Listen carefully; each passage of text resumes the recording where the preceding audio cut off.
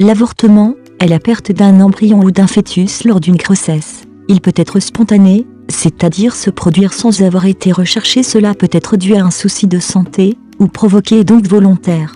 Notre vidéo portera sur le deuxième cas, c'est-à-dire l'avortement provoqué. Dans les sociétés africaines, ça semble être un sujet tabou dans la société, même dans les médias. Il faut noter que cette vidéo est à titre informatif. En Afrique, l'interdiction d'avorter reste la norme. Pour plus d'une vingtaine de pays, l'avortement est autorisé uniquement si la vie de la mère est en danger, d'autres l'autorisent en cas de viol ou d'inceste, ou en cas de malformation du fœtus. Nous nous contenterons de vous présenter les pays africains qui ont approuvé l'avortement quel que soit le motif. Sans plus tarder, avant de commencer la vidéo, si vous êtes nouveau et que vous venez de découvrir la chaîne, nous vous invitons à vous abonner et d'activer la cloche de notification pour ne rien rater des prochaines vidéos.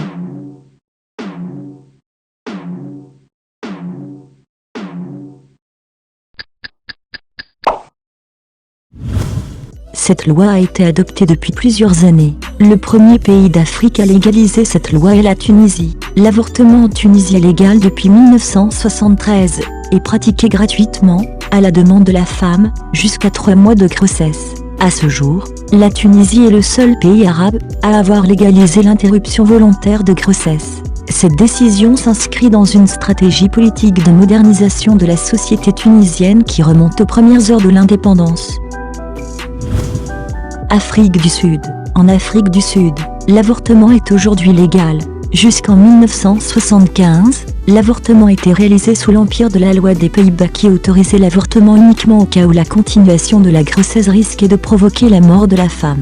Cette loi a été adoptée en 1996 et a été mise en vigueur le 1er février 1997.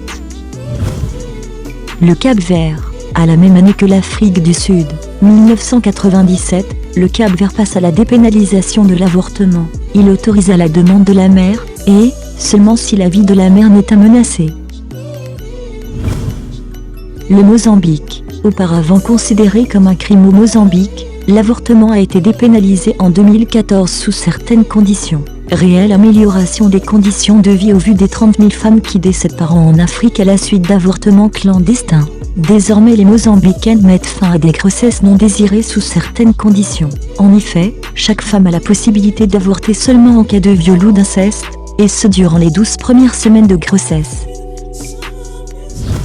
Le dernier pays africain à valider cette loi est le Bénin, et ce n'est qu'en 2021 que l'avortement au Bénin est ouvert largement par un vote de l'Assemblée nationale.